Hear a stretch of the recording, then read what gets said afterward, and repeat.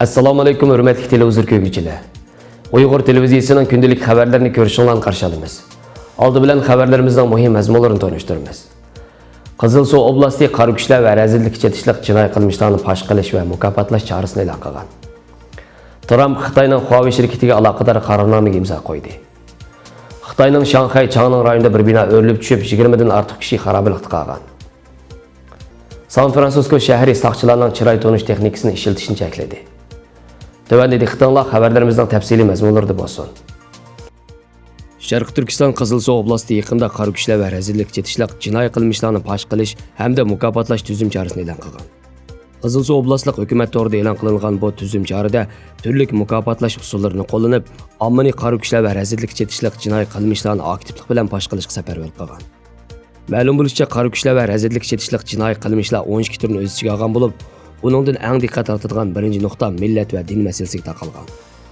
Mazkur mukofotlash chorasining birinchi turida millat dinni niqob qilib olib mushtumzorlik qilgan, yezi kentlarning saylimiga aralashib olgan, qonunsiz vaztablik etgan, asabiy ideyalarni targ'ib qilgan, diniy asabiy qilmishlar bilan shug'ullangan jinoyat shaykallarini fosh qilish talab qilingan. Navbatda Xitoy doiralari qo'zg'agan qaror kuchlarga zarb berish va razillikni tugutish to'lqini Uyg'ur diyorida kishilarni masala topshirishga yoki masala fosh qilishga majburlashda keng ko'lamli harakatga aylanib, xalqarodagi kishilik huquq tashkilotlarining andisini qo'zg'amoqda. Xitoyning Sharq Turkistonda millat va diniy masalaga munosabatli kishilarni qaror kuchlar va razillik chetishlik jinoiy qilmishning bir turiga aylantirishi kuzatuvchilarning texnik diqqatini qo'zg'amoqda. Ular bu Xitoy hukumatining texnik ko'p Uyg'urlarga qamoq jazosi berish yoki ularni kollektiv holda lagerlarga solash maqsadiga bir bahona bo'lishi mumkin deb qaramoqda. Korli shaharlik hukumat to'rining xabarida 15-may Korli shahridan 2 nafar kishi qaror kuchlar va razillik chetishlik jinoiy qilmishlarning yipuchi bilan ta'minlaganlik uchun 30 ming yuan xalq pul bilan mukofotlangan ekan. Sharq Turkiston informatsion markazining raisi Abdulil Qarqash bu haqda bayonot e'lon qilib, Xitoy kommunistlari bu bir qancha yilda Sharq Turkistonda turk musulmonlari qilgan zulm istamlar qilmagan oz deb atalmış qaror kuchlarga zarb berish bahonasida balini dadini balaga, qo'lim qo'shnilarni o'zaro bir-biriga dushman qiladigan, fosh qilish siyosatini yurgizib, omma ichida fitna fasod taqitib, o'zaro dushman qilib, o'z go'shini o'z yig'ida qo'rishdek razil o'yinni boshlagan bo'lib, bu orqali nurg'un begunoh xalqni yo'q qilmoqchi bo'lgan dedi.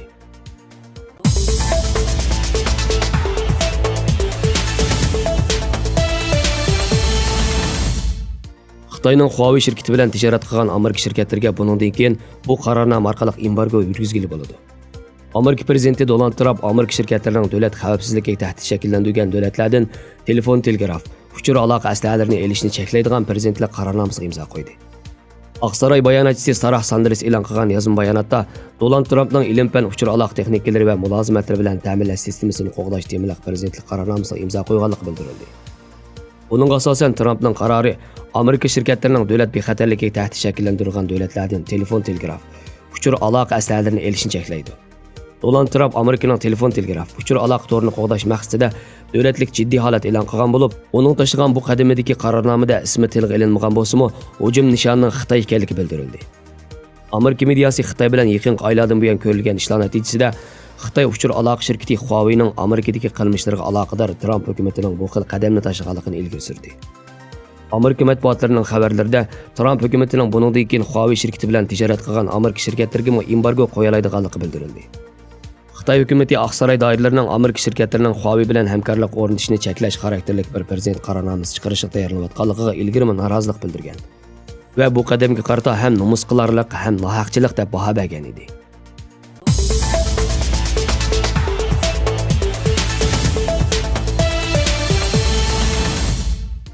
Xitoyning Shanxay Changning rayonida o'rilib tushgan ishlab chiqarish binosining xarobilik ostida 20 dan ortiq kishi qolgan bo'lib, 13 kishi qutqizib chiqilganligi uqtirildi.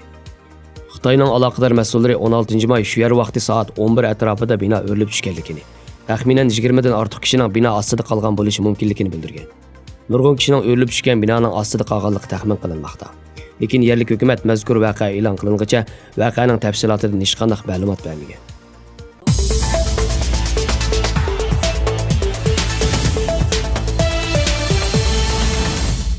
Amerika Kaliforniya shtatining San Fransisko shahri Amerikadagi soqchilarning chiroy tonish texnikasini ishlatishni cheklagan tunji shahar bo'ldi. Shaharlik parlament a'zolari 14-may kuni 8 qo'llash belgiladi. Bir qarshi bilat natijasida bu ma'ni qilish buyrug'ini ma'qulladi. Bu ma'ni qilish buyrug'i mazmuni keng bo'lgan qonun loyihasining bir qismi bo'lib, bu qonun loyihasiga ko'ra San-Fransiskodagi har qaysi organlar nazorat qilib boshqarish komitetining tasdiqini olgandan keyin ondan chiroy tonish texnikasiga erisha oladi ekan va yoki davomli ishlata oladi ekan. San-Fransisko nazorat qilib boshqarish komitetining a'zosi Aron Peskin, biz bexatarlik davlati bo'lmasaqmi, jamiyatimizni qo'g'daydigan tadbir shundaqla nurg'unlagan munavvar soqchilarimiz bor. Biroq biz soqchi davlatida yashashni xohlamaymiz. Bu qonun mushu tangponlikni ishga oshirishni maqsad qilib o'tganlarni bildirdi.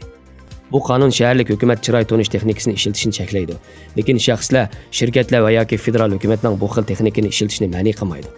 San-Fransiskodagi necha maydon kaskin isbot anglash yig'inida shaxsiyat huquq tashabbuschilari bilan jamoat bexatarligini qo'llovchilar orasida jiddiy munozaralar bo'lgan. San-Fransisko fan texnikada Twitter, Uber, Airbnb'ning bosh shtabi joylashgan uchur shahri. Yangilik yaratadigan shahar bo'lib, bu ma'ni qilish buyrug'ini qo'llovchilarning bildirishicha, chiroy tonish texnikasida kamchiliklar mavjud bo'lib qolmasdan, yana fuqarolarning huquqiga og'ir xavf yetkazadi ekan. Qarshi turg'uvchilarning qarashicha, soqchilarning fan texnikaning yordamida jinoyatchilarni tutish kerak ekan. Xabarlarimizni ko'ringlarga rahmat. Ko'rishguncha omon bo'linglar. Xayr xo'sh. Allohga omonat.